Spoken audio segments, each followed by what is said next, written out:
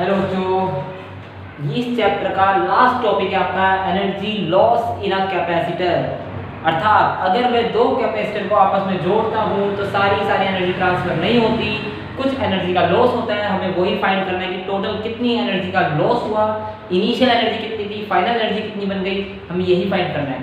इससे पहले वाली क्लास में हमने बात की थी, अगर मेरे दो कैपेसिटर हैं ए और एक और है बी, अगर मैं इन दोनों को कंबाइन करता हूँ तो इनका कुछ ना कुछ कॉमन पोटेंशियल आता है। याद होगा कि अगर ये भी पॉजिटिव चार्ज स्फीयर है और इसको कंबाइन करके इससे एक और पॉजिटिव चार्ज स्फीयर से, तो भाई साहब इनका आता है कॉमन पोटेंशियल। क्या आता है? कॉमन पोटेंशियल आता है। हमें क्या करना है? हमें उस कॉमन पोटेंशियल का यूज करना है और हमें बताना है टोटल एनर्जी का लॉस कितना होगा। एक नॉर्मल सी बात है कि यहाँ से पोटेंशियल फ्लो कर रहा है इस वायर के थ्रू। किसके थ्रू कर रहा है? वायर के थ्रू। क्या कर रहा है? मूव कर रहा है। अगर मूव कर रहा है तो बीच में क्या होगा? हीट आएगा। हीट की फॉर्म में कुछ ना कुछ एनर्जी क्या होगी? लॉस होगी। हमें वही फाइंड करना है कि हीट की फॉर्म में कितनी एनर्जी लॉस हो रही है। हमें फाइंड करना है हीट की फॉर्म में कितनी एनर्जी लॉस हो रही है।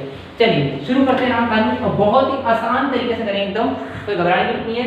तो लेट मान लेते अगर एनर्जी का फॉर्मूला देखें तो हाफ सी वी स्क्वायर, अभी फॉर्मूला ड्राइव किया था, half C V square is the formula for energy for capacitance. ठीक है ना? चलिए बात करते हैं आगे।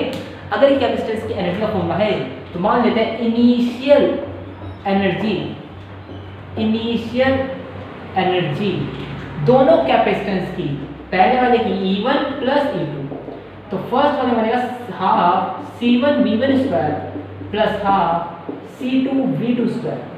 ये बनेगा बेटा फर्स्ट वाली कैपेसिटेंस के लिए हाफ C1V1 स्क्वायर, सेकंड वाले के हाफ C2V2 स्क्वायर। मान लेना कि दो कैपेसिटेंस है, एक A है और एक B है। इस वाले का कैपेसिटेंस C1 है, पोटेंशियल V1 है। इस वाले का कैपेसिटेंस C2 है, पोटेंशियल V2 है। तो क्या एनर्जी बनेगी? ये बनेगी half C1V1 square plus half C2V2 square. चलिए after joining both the capacitor with metallic wire। अब आई बात है मेटालिक वायर क्यों? अरे भाई साहब कंडक्शन के लिए मेटालिक वायर ही तो लोगे, कंडक्शन के लिए क्या लोगे? मेटालिक वायर ही लोगे। ठीक है ना? अगर मैं दोनों को ज्वाइन कर दिया तो एक टाइम आएगा जब इनका पोटेंशियल क्या हो जाएगा बेटा? सेम हो जाएगा इनका पोटेंशियल। तो कॉमन पोटेंशियल क्या होगा? अभी पिछली डेरिवेशन में चला कॉमन पोटेंशियल डिफरेंस, बताओ B क्या होगा? वो था C1V1 plus C2V2 divide by C1 plus C2। This is the common potential. ठीक है, अब बात करते हैं सर फाइनल एनर्जी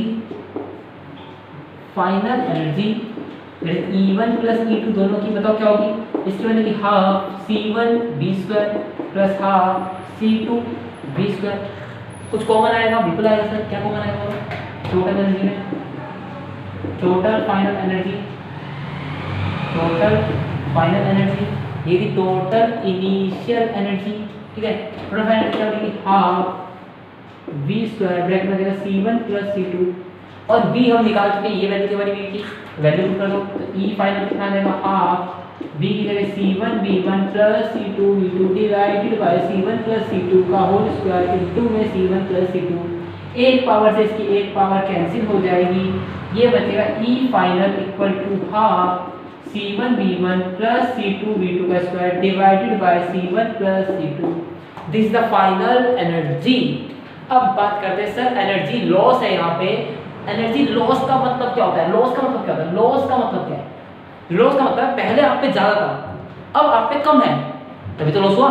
मान लीजिए पहले आप पे 100 रुपए थे, अब आप पे 60 रुपए, तो आप पे कितने का लॉस हुआ? 40 रुपए का लॉस हुआ। तो अगर यहाँ पे एनर्जी लॉस है तो इसका मतलब है इनिशियल एनर्जी ज्यादा थी किसके मुकाबले? फाइनल एनर्जी के। एक तरह से E initial is greater than E final. इतनी बात समझ में आती है? अब बोला जाए बताइए कितना लॉस हुआ। देखिए मैं बोलता हूँ आपके पास 100 रुपए थे और आपके पास अब 60 रुपए हैं, बताइए आपको लॉस कितने का हुआ? तो आप क्या बोलोगे कि सर 100 रुपए में से 60 रुपए माइनस कर दो तो मुझे जो लॉस हुआ वो 40 रुपए का लॉस हुआ, ये बोलोगे ना? तो यहाँ पर मैं बोलता हूँ एनर्जी लॉस बताओ, तो इसका मतलब क्या है कि सर मेरे पास इनिशियल कितना था माइनस मेरे पास फाइनल कितना बचा, ये बनेगा। तो बात करते हैं एनर्जी लॉस की, तो एनर्जी लॉस में ई इनिशियल जो लॉस था वो था मेरा ई एनर्जी इनिशियल जो थी वो थी half C1V1 square plus half C2V2 square और इसमें से माइनस करना है हाफ C1V1 प्लस C2V2 का whole square divided by C1 plus C2, ये कर देना माइनस, ठीक है। अब बात है सर इसको सोल्व करना तो बहुत मुश्किल है, बिल्कुल मेरे लिए भी मुश्किल है, आपके लिए भी मुश्किल होगा, ठीक है। तो एक काम कर सकते हैं हम CBSE वाले यहाँ तक आंसर चेक करते हैं, इस स्टेप में डायरेक्ट आंसर देखते हैं, एक स्टेप और है इसके बाद, सोल्व करो या मत करो कोई फर्क नहीं पड़ता, मैथमेटिक्स सब कौन चेक करने वाला है, ठीक है। तो इसका मैं फाइनल आंसर लिखता हूँ कि मेरा एनर्जी लॉस कितना होगा।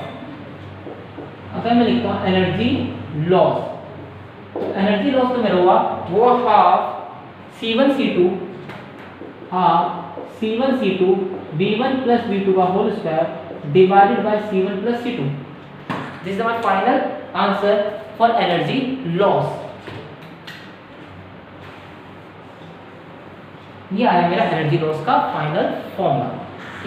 इसी के साथ ये चैप्टर होता है समाप्त। नेक्स्ट क्लास में स्टार्ट करेंगे थर्ड चैप्टर जो कि आपका मोस्ट इंपॉर्टेंट चैप्टर है, ठीक है, इलेक्ट्रिसिटी एंड देन उसके बाद मैग्नेटिज्म। तो इस मंथ में हम करेंगे 3 chapter total cover, third, fourth and fifth. चलिए जब तक के गुड नाइट, शब्बा खैर, शुभ रात्रि, टेक केयर, खुदा हाफिज़।